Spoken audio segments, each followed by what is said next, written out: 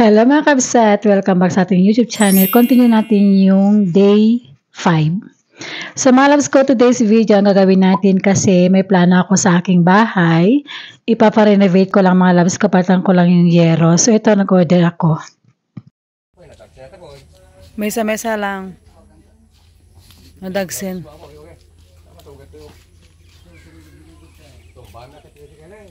So yung mga ibang yero sa bahay mga loves pwede pa. So yung uncle ko sa yung brother ko pininturahan ng pula kasi pula po in-order ko mga loves ko. So ito po yung ganap and then manood kayo ha. So ngayon mga loves ko, yan po yung brother ko, yung uncle ko, saka yung aking pamangkin. So ngayon is nag-umpisa din sila mga loves ko, day 1 na. So i-change nila yung yero. So nag-order ako ng something 59 yero. And yung color ang kinuha ko mga loves ko para mas maganda at para maiba naman at para matagal.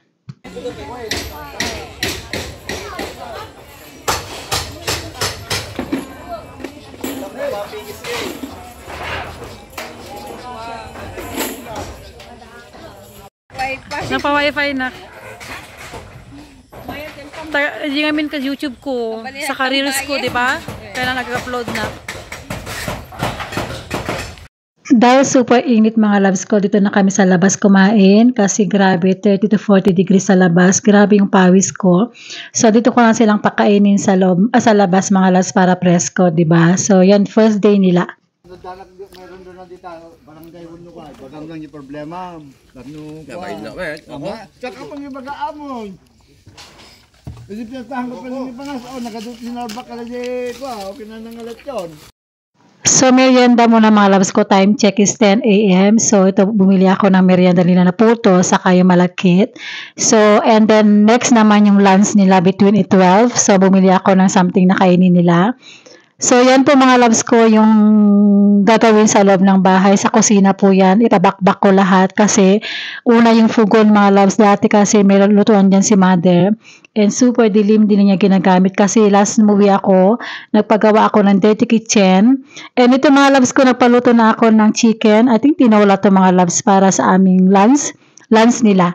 Lahat na nagtatrabaho. And also, pagkatapos yan mga loves ko, mga 5, yun uwian nila. And then, itong table mga loves, na find out ko na hindi na pala pwede yung dining table namin. Buti na lang si uncle is marunong siyang gumawa. So, ginawa niya ng paraan para at least magawa niya at magamit ulit. So, ang nangyari kasi, sabi niya hindi na daw pwede yung kahoy. So, nag-order kami. Super mahal mga loves ko.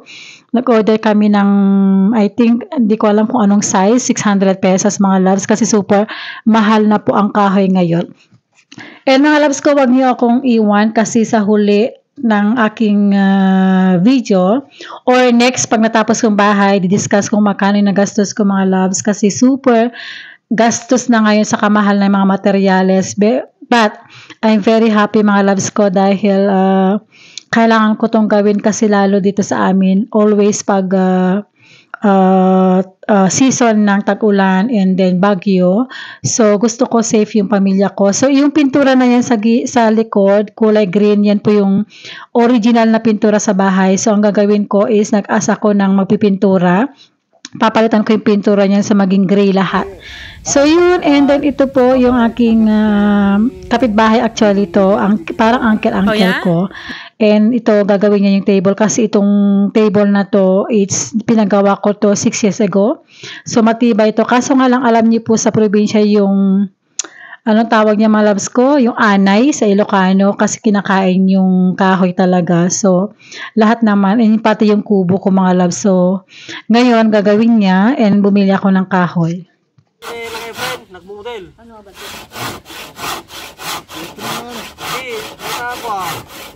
Ito mo nag-model ko na. Ang panikit na siguro. Ang mga kuha na.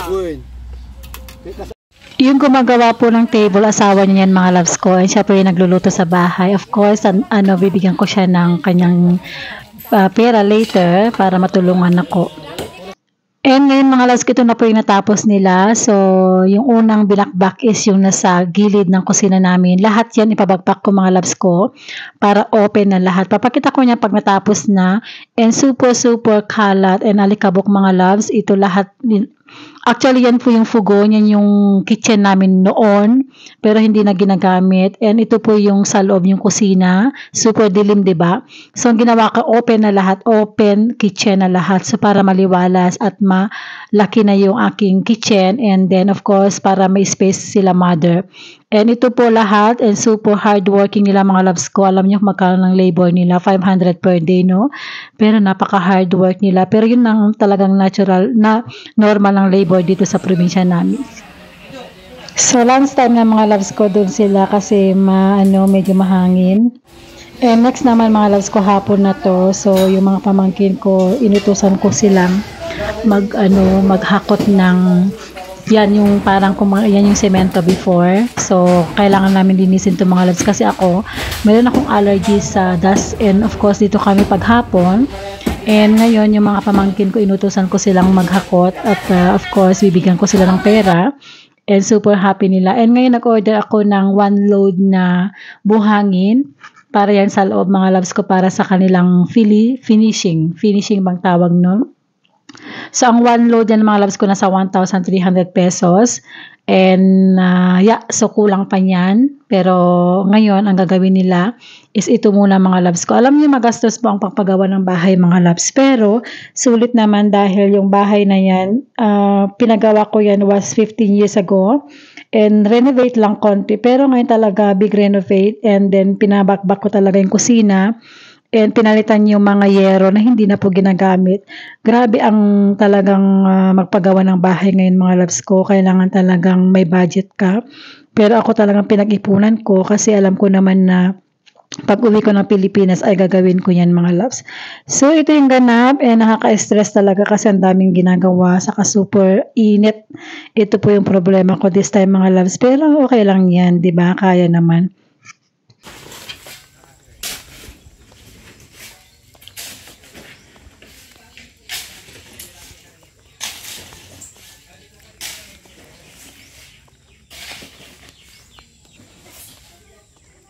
Yan po yung itsura ng bahay ko mga loves ko. So yung yero sa taas ay napinturahan ng pula. And lahat na po. Yung kubo ililipat niyan mga loves ko kasi problema ko yung kanyang roof is hindi na siya pwede. So gawan ko ng paraan. Siguro bibili ako ng tolda para maging okay ulit. And yun, grabe ang init nito mga loves ko. So yan naman yung kusina mga loves ko. Papalitan lahat ng yero sa taas. So kasi luma na siya. And hindi na talaga pwede.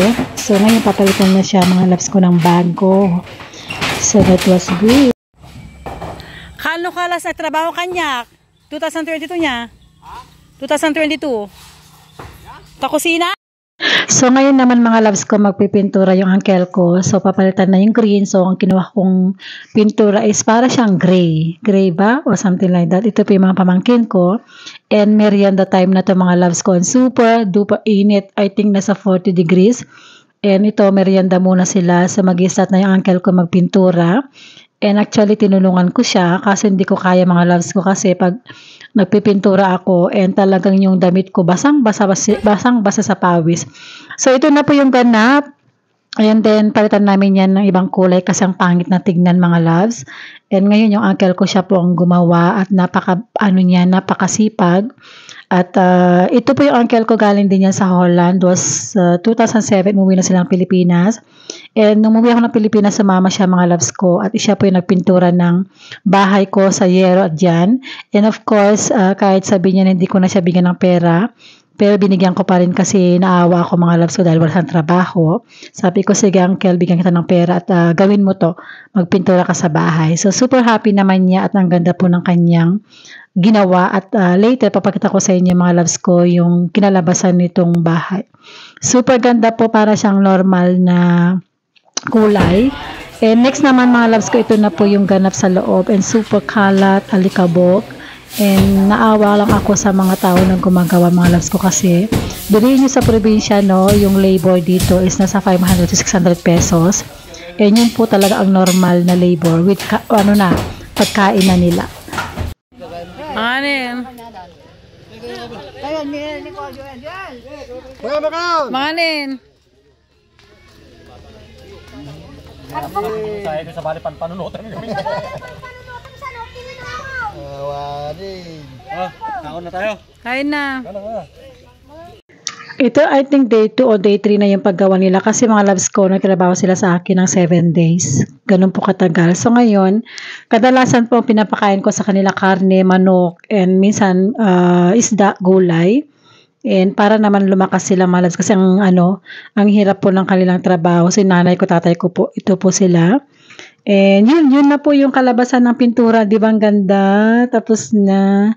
And at least tapos na po at maayos ng tignan. And then ito po yung aming ganap. And kumakain po sila mga kapsat ko. Time check na ito is 12 ng tanghali. So ngayon uwi muna sila mamaya. Babalik sila ng 1 p.m. And matatapos po sila ng 5 p.m. And then bibigay ko na agad sa kanila yung kanilang tandal. So yung malapit na yung uncle ko at yun na po. So yan po yung ginawa nila mga kapsat. And malapit na po matapos. So mostly lahat na bakbak na. So open na po siya. Wala na yung fugon.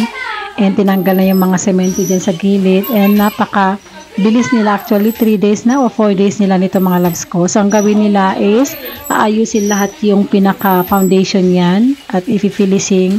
And then basta papakita ko na lang mga loves ko pag natapos na. So ang bilis nila no. So 6 po sila natatrabaho plus yung brother ko saka yung brother-in-law ko. Ayan na yung magiging. Ngayon umuulan mga loves ko, so naliligo sila sa labas. Yung mga pamangkin ko, diba? So, naghihintay lang sila ng matapos yung ulan, din uwi na yung mga trabaho sa amin. So, bukas ulit. So, ayan na siya mga loves ko. Malapit na siya matapos. So, ngayon gagawin nila is nalagyan nilang semento sa kanilang foundation para maging pantay. And naglilinis na rin kami niyan. So, ngayon ito yung talagang whole na kusina na namin. O, diba? Napaka maliwalas na. And super happy yung nanay tatay ko mga loves kasi hindi na kagaya dati na madilim, hindi ginagamit yung isang kitchen. And pag naglalakad ka, makita mo talaga yung fugon. So ngayon, ang gagawin nila mga loves ko is, yun nga, kukuha sila ng napakapinong buhangin. Semento. Ako, nadali yung mga nagat mo. Apay kabildan? Ang tulungan to, Gwen. Basta. Yeah. Antay pa deliver mulat tanukan. Haluglat.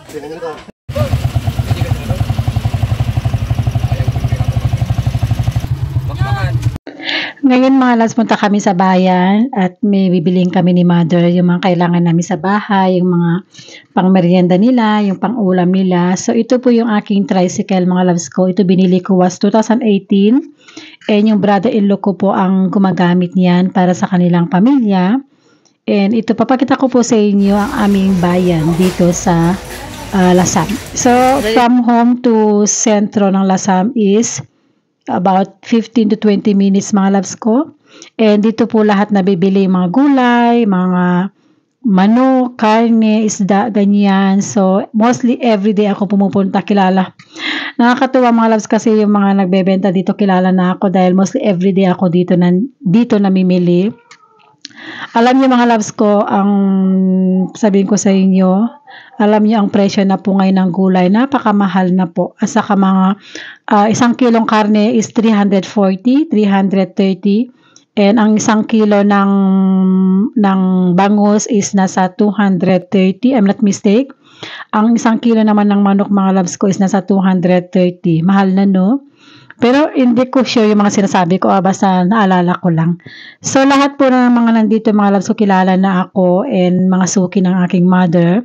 Nakakatuwa kasi lahat gusto nila na bumili ako sa kanila, pero siyempre kailangan ko mamili ng isa, diba? And nakakatuwa mga loves ko dahil nandito na ako sa Holland ngayon. Yung kapatid ko first day ng Sunday kasi market, lahat daw sila tinatanong ako. Lalo itong babae mga loves ko is suki yan ng aking mother. Yung kanyang kapatid ata nagbebenta ng karne. And siya po ay nagbebenta ng manok.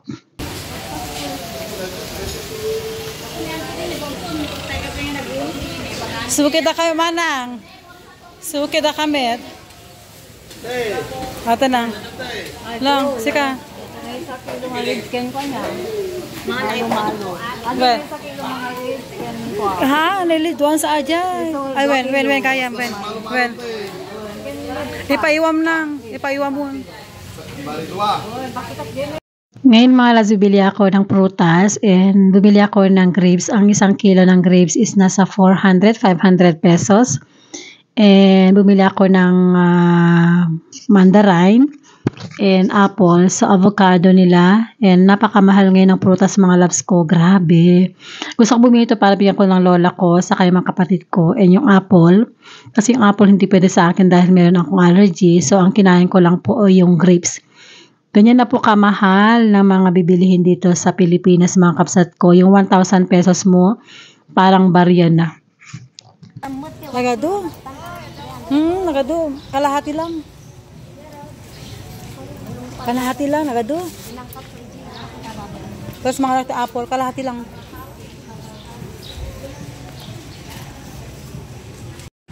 So ngayon mga loves ko, titingin ako ng tiles para sa aking shower and request po ng aking mother kasi minsan ang dumi. So mas maganda talaga pag may tiles ka. So ang choices ko mga loves ko yung parang may stone na kulay. And also kumuha din ako ng ibang tiles para dun sa isang kusina kasi ngayon pinabakpak ko is nagkulang siya ng tiles. So para pantay, diba? So yun, ang 40 by 40 nila mga loves ko is 95 pesos and then yung 35 by 35 nila is nasa 72 pesos. Ganun na kamahal ang tiles ngayon mga loves ko. So yan po yung 40 by 40 ang size niya. And ito po yung ibang choices nila. So ang kinuha ko talaga ay yung tawag niya yung parang stone yan. Ganyan ito mga loves ko yung aking choices sa aking CR and then shower. So yun, and after that mga loves ko, nag-order na ako nito and kukunin din namin kasi pagkatapos gawin yung kusina and next naman ipapagawa ko is yung shower para ilagyan yan. And ngayon ay uuwi na tayo sa bahay. Naalam di ka bali mo? Naalam mo? Bulka, bisa nakalulugit.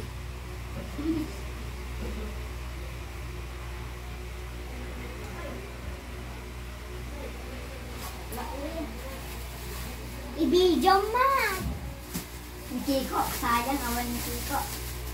So yung prutas na binili ko mga loves ko, yung grapes, binigay ko sa mga pamangkin ko. And yan po yung mga pamangkin ko mga loves, 5 po sila. Yung next sa akin na sister ko is 3 po yung anak. And yung bunsong babae, 2 po. So kaming 3 wala pang anak. And yun, and yung cameraman ko, yung pamangkin ko, yan po binigyan ko din. So, tignan natin yung update sa kusina mga loves ko and super kalat. Grabe, nakaka-stress. Biro mo, everyday kami naglilinis yan and makalat na naman. So, ngayon, ito po yung ginawa nila mga loves and tinanggal na yung sa taas, diba? So, ngayon, ang gagawin ito naman sa harap. So, nila yan, i-finishing nila. And tinanggal na din yung tiles dun sa gilid. And ito yung tiles niya mga loves ko na bumili ako ng karugtong yan. Tapos, ito naman yung dirty kitchen mga loves. And ngayon, yan na po yung bahay namin mga loves ko. Tapos na yung pintura. And sa next video ko, papakita ko sa inyo yung aking bahay sa loob kasi hindi pa tapos mga loves. So, thank you so much for watching. Please don't forget to like and subscribe. See you again on my next video. Bye! Love you all! Mwah!